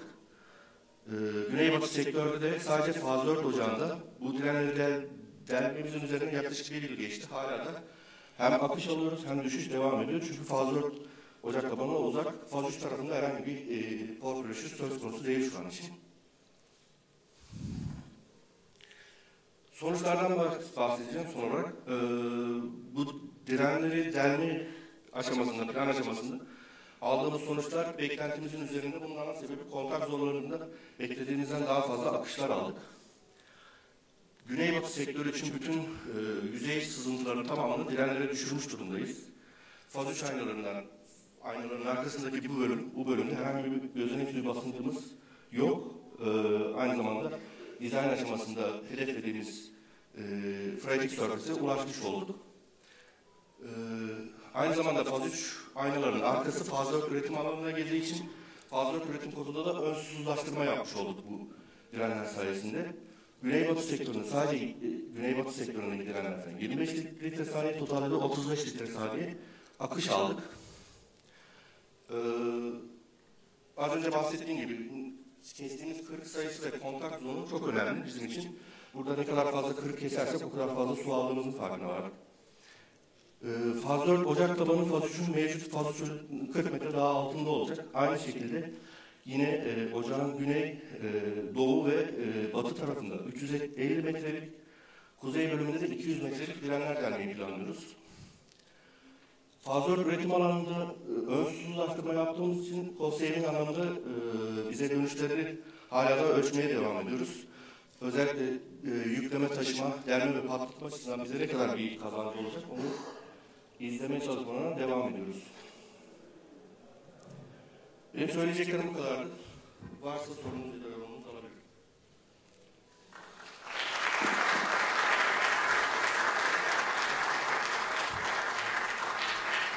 Gökhan Bey, sunum için ve sahada yaptığınız detaylı çalışmalar için teşekkürler. Varsa kısa bir tane soru alabiliriz. Sonrasında son sunumla devam edeceğiz. Buyurun Oğuz Bey.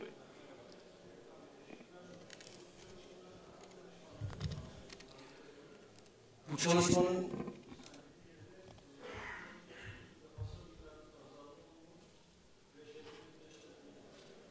biz şehirleri dikleştirmeyi 2016 yılında yapmıştık.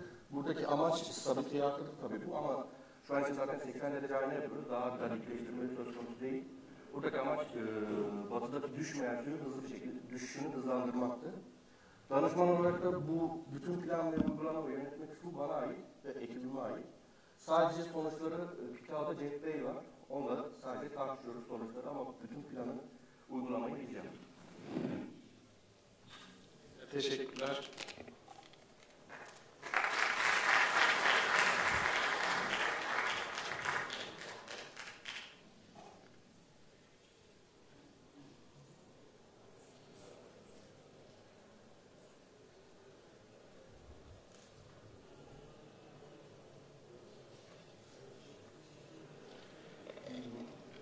Sıradaki sunum için Ayıkbant Genel Müdürü Ertunç Ayık'ı kürsüye davet ediyoruz.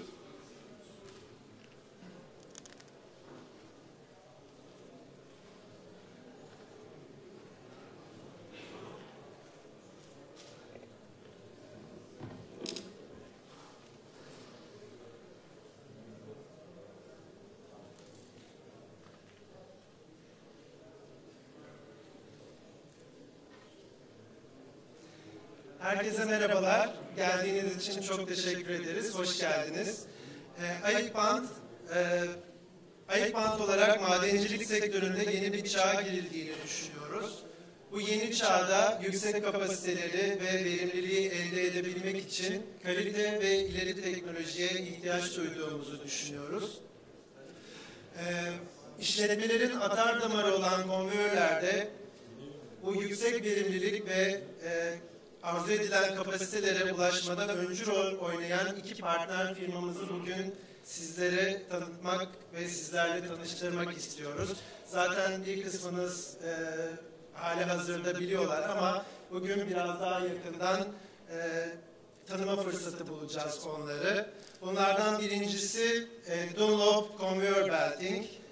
100 yılı aşkın süredir yüksek kalitede konveyör bantlar üreten Michelin grubunun bir parçası olan Fener Dunlop grubunun Dunlop Conveyor Belting departmanından Doktor Marayn Wolters'i kürsüye davet ediyorum. Sizlere firmasını ve ürünlerini kendisi bizzat tanıtacak. Ondan sonra da Roxon Mühendislik firmasından Zoltan Bey aramızda olacak. Önce Marayn.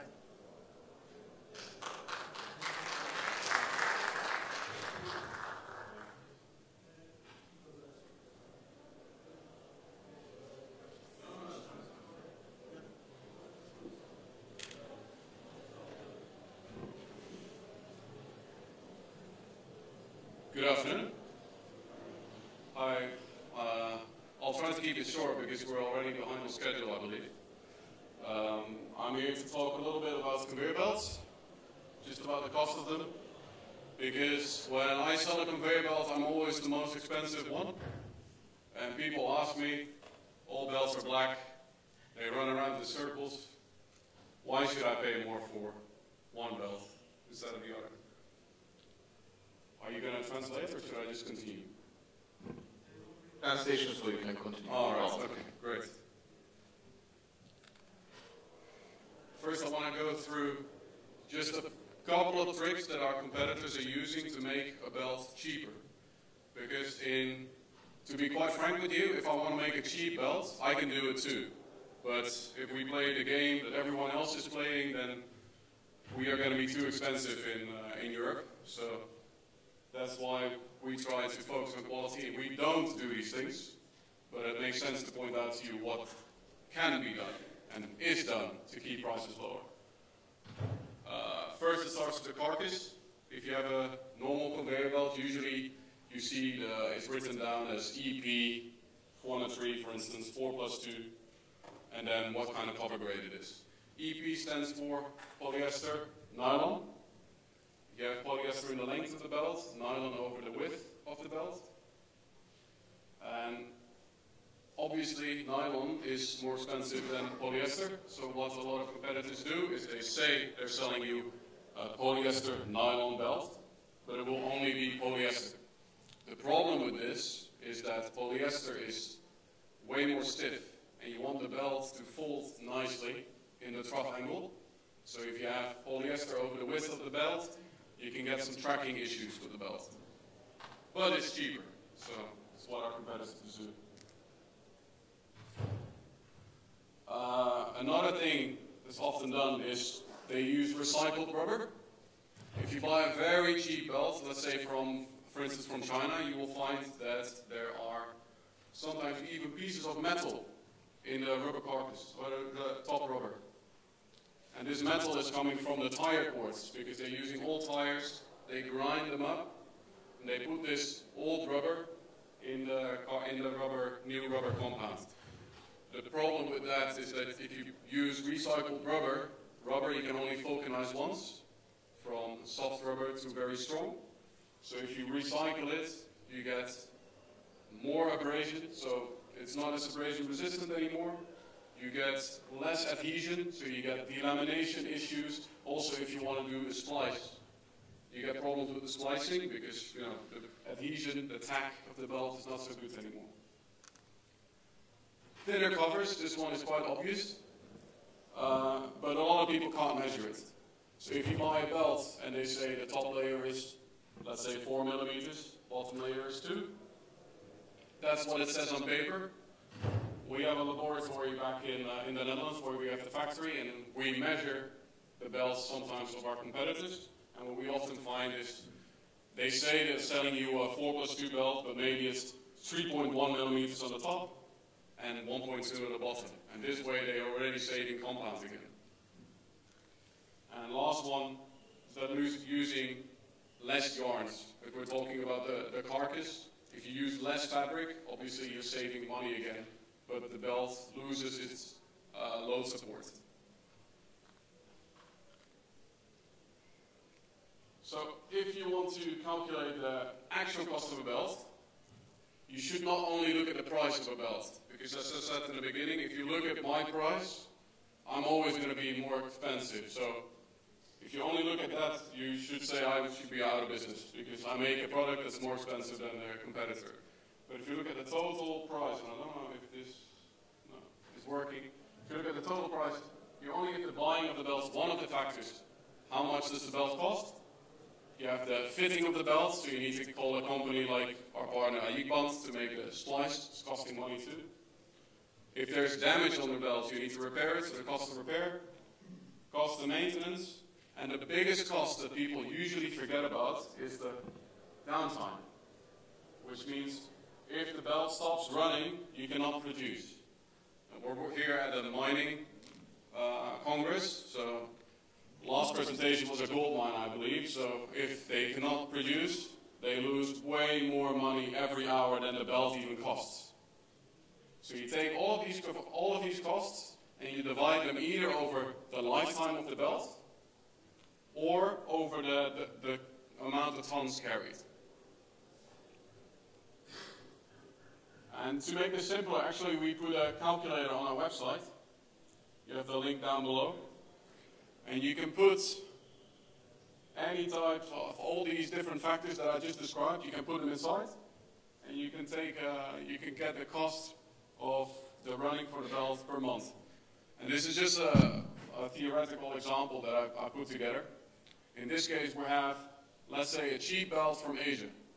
So maybe you can buy the belt for around 150,000 lira. You need to fit it, it will be another 40,000 lira. Because the belt's not so good, they use recycled rubbers, as I said, thinner covers, adhesion is not so good, you get holes in the belt, you need to repair, you have higher repair costs, 30,000 lira, and because the belt has damage more often, you need to stop it more often, so you have more cost of unplanned stoppages, basically. And I put 400,000 here, but I think for some people 400,000 will be a dream, and it will not be so much because the cost of not running the belts are way higher. If you take all of that together, you're ending up around 100,000 Turkish lira per month, because we're estimating that this belt's only going to run about 6 months. If you then look at one of my belts, sure, I'm way more expensive. Instead of 150,000 lira, we're paying now 350,000. So you're paying more than double the price. But the expected lifetime of the belt is 3 times as long. It will run for 18 months. The cost of installation is the same. Cost of repairs is also similar. But the estimated cost of lost production is way lower because there's not so many problems with the belt while it's running because the quality of the belt is better, which means less stoppages, less maintenance work needed on the belt, higher output. If you take all of that combined and you look over the price per month of this belt, it's actually 4 times cheaper, even though I'm charging 2.5 times the price.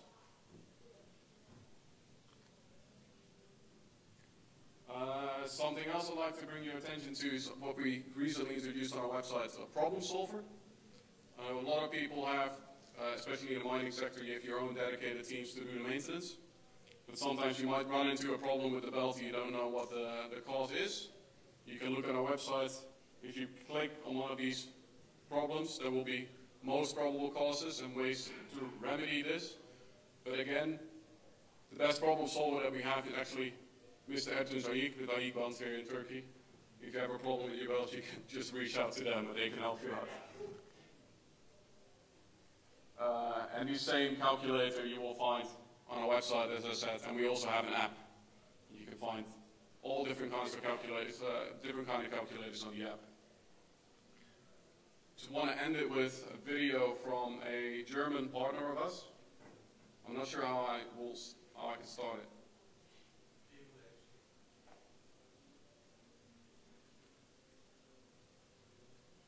Can you start it? I don't know how to. I think you can just click it. Videoyu başlatabilirsek.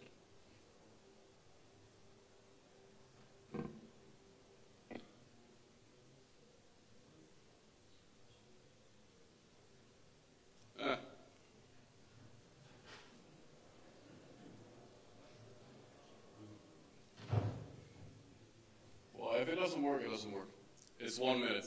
It's a similar story, basically.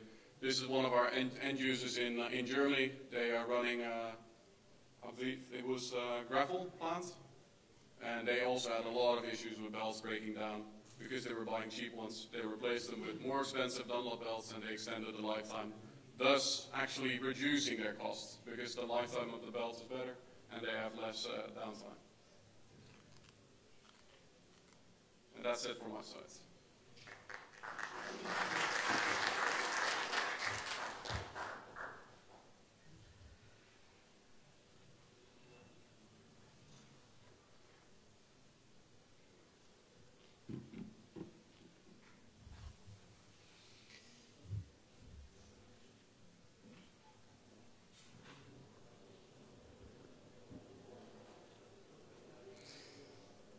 So, Mr. President, ladies and gentlemen, dear colleagues, my name is Zoltán Jágr. I came from Hungary, but I'm working as a mining engineer and safety engineer for the company Roxon in Finland, and my job actually a global sales manager for the fantastic, unique belt condition monitoring systems.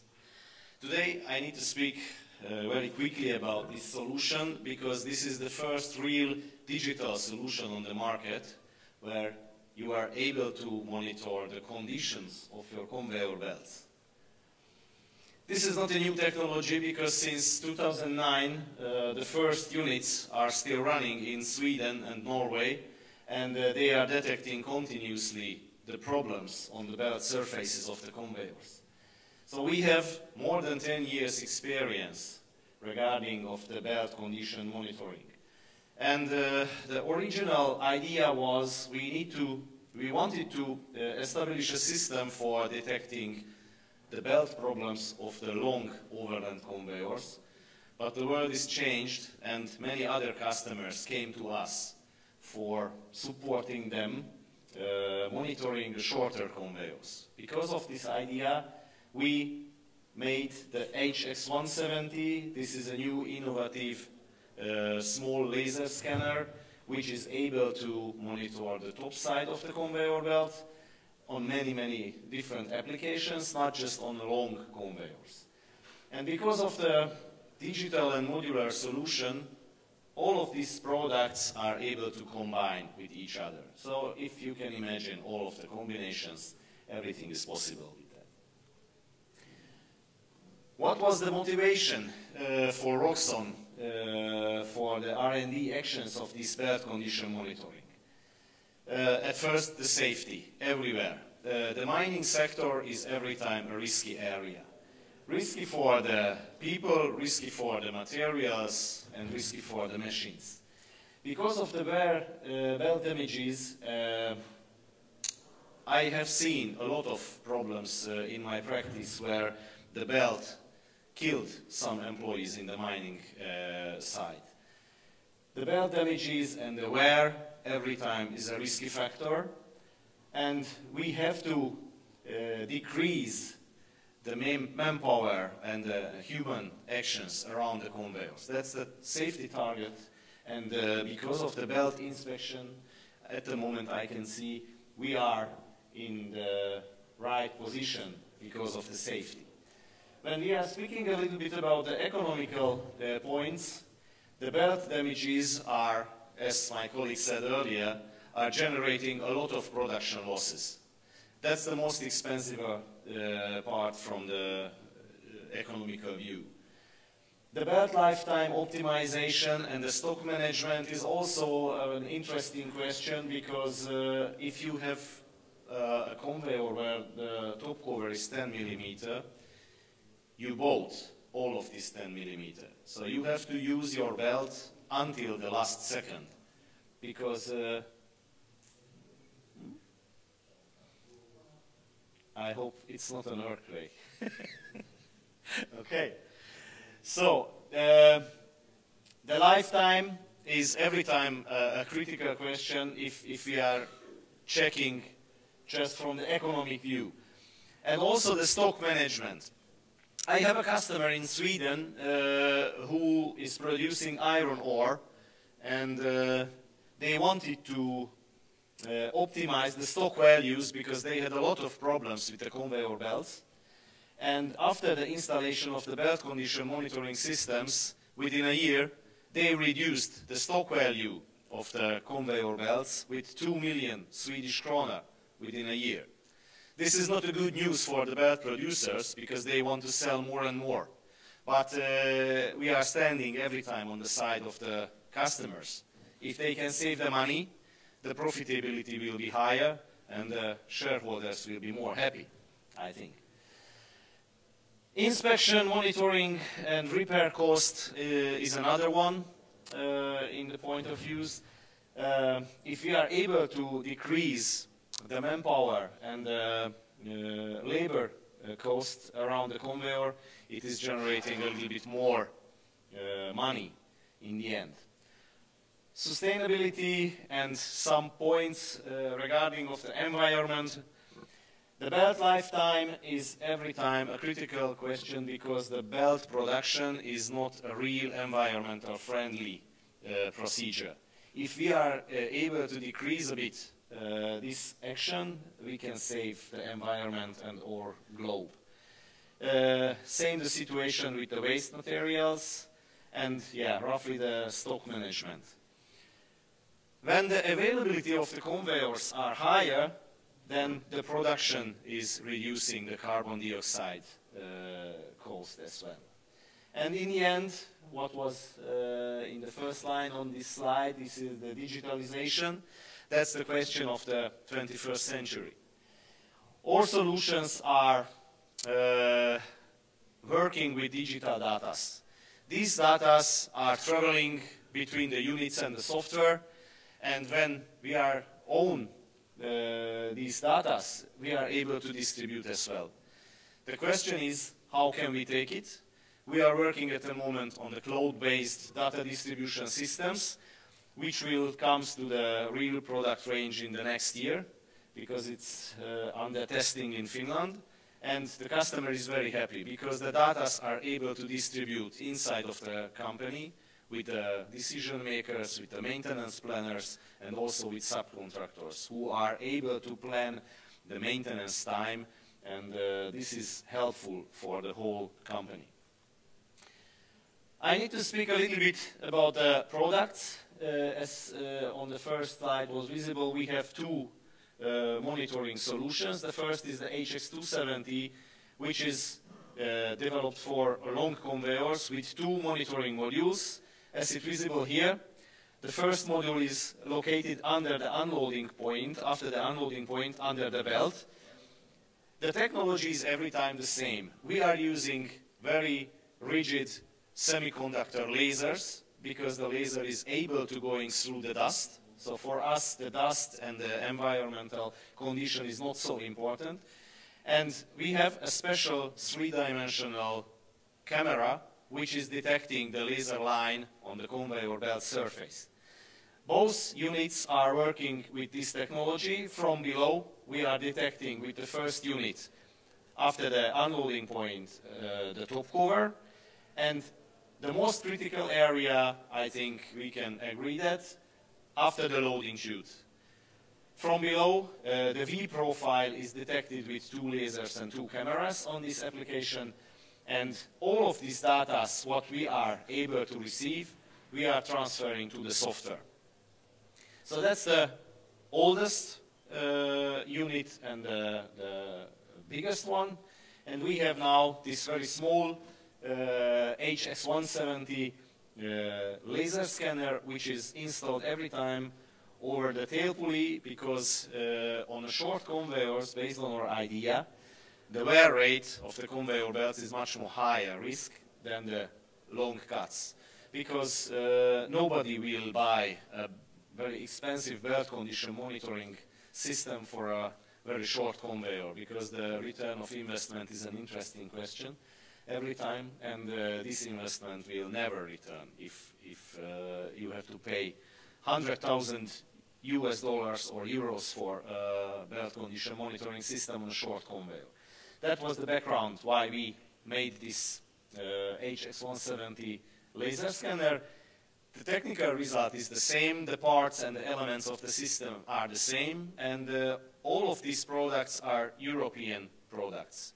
So CE marked, and we are not focusing for the Chinese cheap chips and elements because of the transportation cost and the availability. So it's a real European product. All of the stocks are in Finland, and the delivery time is not so long because of that. Okay, the digitalization is everywhere visible on the mining as well. On this example, we have a very sophisticated plant with different conveyors. On the right side, you can see the HX170 applications on 3 different conveyors. In the middle, on a multi-feed conveyor or a conventional conveyor, we are using the HX270 system. And here in the left is the hybrid solution, where we are combining the material side scanner and the clean side unit from 270. All of these combinations are integrated into one software, and based on the IoT cloud system, we are able to distribute the data between the maintenance planners, service providers, or maybe other companies inside or outside of our organization. Which are the main advantages of these HX solutions? We are able to detect all of the belt damages, what you can imagine, on the conveyor belts, on the flat conveyor belts. Because based on our idea, all of the damages are generating every time 3-dimensional visible belt surface deflections. The sensitivity of the system is 0.2 millimeter because of the laser light. So on a conveyor belt, when you can see this deflection, the laser is able to following the surface, and this very special high-speed camera with 500 Hertz scanning rate is able to detect all of these type of damages. Not needed any modification on the conveyors, and if you have an old belt, the installation is also possible because at the first scanning loop, we can put into the database all of the existing informations about the belt. And after that, we are just following the lifetime of the damages. If the size is changing, we are generating alarms about that. The applications are everywhere where the materials are traveling on the conveyor belts, not only in the mining business. We have a lot of applications in the port facilities and some good examples in energy plants and also steel mills. We are not focusing for the producer of the belt. It's totally independent from the quality of the belt and also from the producer. One most important thing, the belt surface should be flat, so that other box belts and cleats belts are not accepted, but the flat belts is perfect for them. Steel cord and textile also accepted by the systems, and this is the first real online and real-time monitoring solution on the market. Many companies, mainly the belt producers, are also offering some monitoring solutions for the customers, but I can tell you all of these systems are working on, let's say, old school technologies, like loop systems. It's expensive and special belt is required for that. For the Roxxon system, not needed any modification and not needed special conveyor belts. Detecting the damages fully automatically without any touch of the operator, because Murphy is working everywhere, every time. When the operator is smoking the cigarette outside, the damage is coming that time, 100% sure. So this is working online automatically. The most optimal reaction time, because of the installation position of the sensors and the systems after the loading point, when we are detecting critical alarms, the system is automatically sending messages to the PLC or SCADA, and it stops the belt immediately. You are able to decrease with those sections on the conveyor belt which is damaged. And yeah, as I said, it's not contacted physically to the belt, because no need loops, coils, and any other modification on the conveyor belt. Here in Turkey, we are lucky because in Europe, the second biggest fleet is working here at the company Tüpraş. They understood why the technology is good for protecting the belts and how can they extend the availability of the system. More than 2 years we started the discussion about that, and at the moment 5 monitoring solutions, 5 monitoring units are running on the conveyor belts in the Kisladag and the other gold mines. We are here together with AIK Band, who is one of our best sales partner in the world, and here in the corner we are able to discuss a little bit more about these technologies if you have time and if you are interested in. Thank you very much, gentlemen, for your time, and good luck. Thank you. Thanks again for the presentation. Öğleden sonraki sunumlar